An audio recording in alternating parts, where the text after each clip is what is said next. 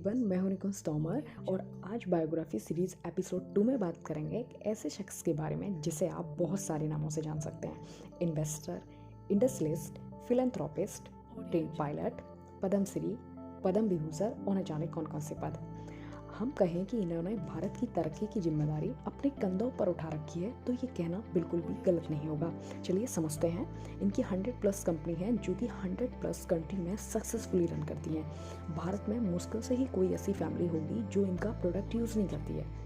Phone की charging वाली electricity से लेकर दिमाग को चार्ज करने वाली चाय तक, हॉस्पिटैलिटी से लेकर मिलिट्री तक इनका हाईएस्ट मार्केट कैपिटलाइजेशन है। इसके अलावा इनका 66% चैरिटी को जाता है, जिसमें water conservation, education, health sector, nutrition, digital training, disaster relief and skill development में यूज़ होता है। जितना टैक्स 4-5 स्टेट का नहीं होगा उतना टैक्स ये अकेले पे करते हैं। इसके अलावा 700 मिलियन लोगों को ये प्रोडक्ट सेल करते हैं, 500 मिलियन लोगों को जॉब देते हैं और हमें सबको हैरानी होगी ये जानकर कि इतनी बड़ी कंपनी की शुरुआत मात्र 21,000 रुपये और एक स्मॉल ड्रीम के साथ हुई थी।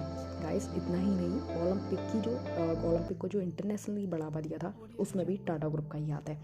भारत के जो पहले लाइसेंस्ड पायलट हैं वो भी इनकी फैमिली से ही है। जिस पासपोर्ट को बनने में 60 दिन लगा करते थे, लेकिन जब से ये टाटा के हैंडओवर हुआ है सिर्फ 6 से 7 दिन में बन जाता है। गाइस, इनकी 2 कोट बहुत ज़्यादा इंस्पायरिंग है। ये इन्हें जितना कोई ज़्यादा परेशान करता है ये उतना ही ग्रो करते हैं, यानी कि ग्रेट डीप इंसल्ट को स्टीप रिजल्ट में बदल देते हैं। और सेकंड थॉट है इनका कि अगर ये कहते हैं कि जीवन में उतार चढ़ाव बहुत ज़रूरी है, क्योंकि हमारी हार्ट की ECG की जो स्ट्रेट लाइन होती है उसका मतलब डेथ होता है। गाइस, अब बात करते हैं इनकी स्ट्रगलिंग स्टोरी की। और इतना बड़ा बिजनेस, इतना बड़ा कैपिटलाइजेशन है मार्केट का, वो सब कैसे पॉसिबल हो पाया। 1948 में इनके माता पिता में डिवोर्स हो गया और इनको इनकी ग्रैंड माँ ने संभाला था। इसके बाद ये कनाडा आर्किटेक्चर की पढ़ाई करने चले गए और वहाँ अपनी शान को साइड में रख के बर्तन धोना और छोटे छोटे काम करने में दिलचस्पी लिया करते थे। 1982 में ये इंडिया लौटे और इन्होंने जमशेदपुर, जो इनका स्टील प्लांट है, वहाँ के लोअर फ्लोर से अपनी शुरुआत करी थी, जहाँ ये मजदूरों के संग रहना, वहीं खाना, लाइन में लग के ये सब किया करते थे। धीरे धीरे टाइम बढ़ते बढ़ते 1970 तक इन्होंने अलग अलग कंपनीज में काम किया।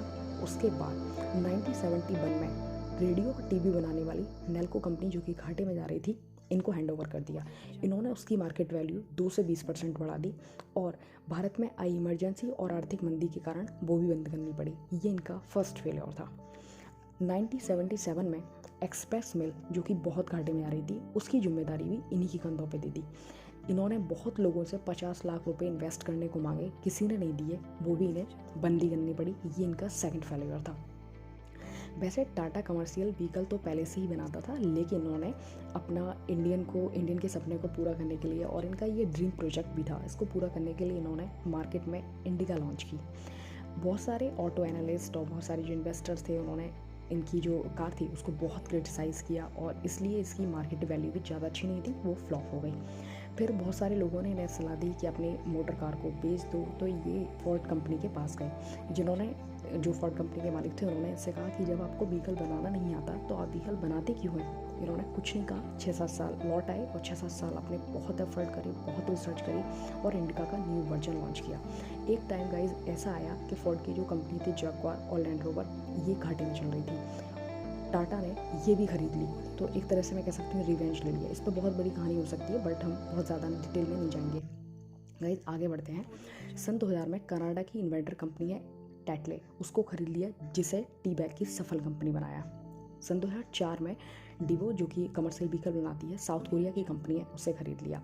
सन 2007 में कॉर्बस ग्रुप, जो कि स्टील वगैरह से रिलेटेड है, उसे इन्होंने ले लिया। सन 2008 में इन्होंने 2 व्हीलर को रिप्लेस करते हुए नैनो का आइडिया लॉन्च किया, लेकिन नैनो एक टाइम के बाद भी फ्लॉप हो गई। धीरे धीरे इनके दिमाग में आया कि आजकल इंटरनेट की पावर बहुत ज़्यादा बढ़ रही है, तो उसमें इन्वेस्ट किया इन्होंने। किस किस में देखते हैं, Ola, Paytm, Xiaomi, Snapdeal, Zivame, Lenskart etcetera. Guys, सन 2012 में इन्होंने अपना टाटा ग्रुप से चेयरमैन का इस्तीफा दे दिया और पूरे जीवन ये कुंवारे रहे और इन्हें आज कुत्तों से, बुक से बहुत लगाव है। गाइस, आपने बहुत सारी चीज़ें सीखी इनके जीवन से, बहुत सारे उतार चढ़ाव, आप प्लीज़ कमेंट कीजिए कि आपको उनकी कौन सी चीज़ ऐसी लगती है जो बहुत डीपली इंस्पायर करती है। मिलते हैं अगले एपिसोड में।